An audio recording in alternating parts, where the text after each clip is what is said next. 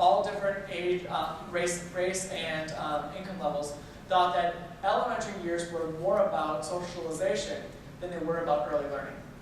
And so, again, that we have to combat that in some way. So, 14 states require it. It's just kindergarten. Bad last experience with school tend to be the three biggest reasons why families were not enrolling late, and children were coming late, and children were not coming as often as they should. And then there's other little nuances that we'll talk a little bit more about. But 14 states require it. 50% of kids were not attaining preschool. If you look at Pittsburgh and some of our issues, in many of our elementary schools, as few as 25% of kindergarten kids were coming on the first day of school. Let that sink in. The first school where we piloted all this work, the average class had 5 or 6 kids there on the first day of school. What does that mean for a teacher? I welcome. These kids, first day, a lot of attention. But then in the second, you know what happens? The magic marker for when kindergarten starts then occurs, which for some families was Labor Day. Schools that start before Labor Day, low turnout on the first day of school. Then okay, this group comes the next week after Labor Day, you guys stop learning for a moment, okay? I orient you guys, right? And then the next couple weeks comes by, parent notices that kids are walking by in backpacks. Oh, maybe my kiddo. So then you guys are coming. You guys stop learning. We got to catch you up. And this trickle-in occurs, and we had it in big numbers. What we hear from other communities is that there still is this trickle-in. It's just maybe not to that magnitude. But what you have is this kind of gradual, residual slowing down of an entire classroom because all of you weren't there on the first day, right? And so that tends to be occurring, and that's one of the challenges that we have. In Pennsylvania, we really love kids. We love kids so much that we don't require school until the age of 8. Us and Washington State are the two latest ages of requirement.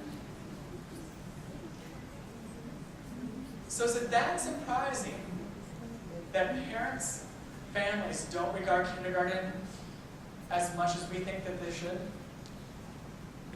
All these things kind of add up to these building blocks of, oh, it's just kindergarten again. And yet, this is research that came out of Princeton.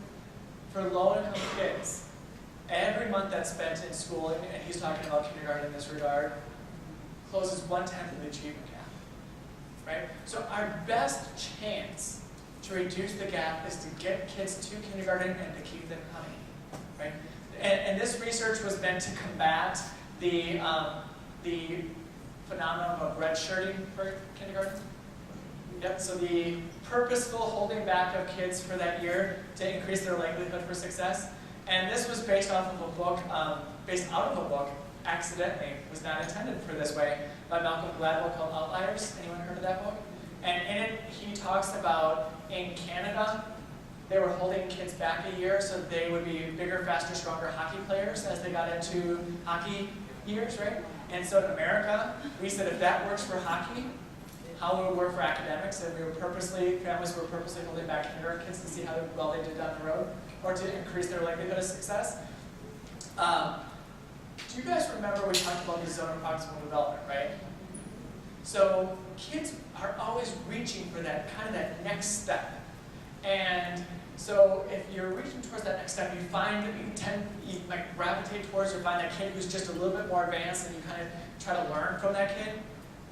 When you're the oldest, and sometimes a year older than everyone in your class,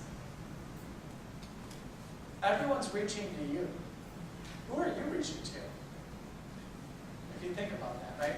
And so the studies that actually came out that said this redshirting phenomenon, that those kids did better early on, but had lower self-esteem as they continued forward, and by high school had dropped below those kids that were age appropriate. Now, I say that, so that's the research, right? And this is my pause because everywhere I go, there's someone in the room, I held my kid back. Because they were 3 days off of that mark, that day, right? Or they were 1 month off.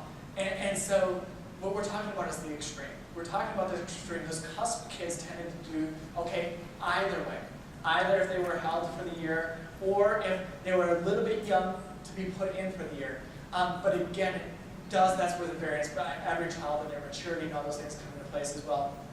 But I always like to put this in because if anyone is facing that conversation with families from the early childhood when the parent says, I don't know if I should send my child or wait a year, or the kindergarten teacher who's talking with them about whether or not they should start, that's important information.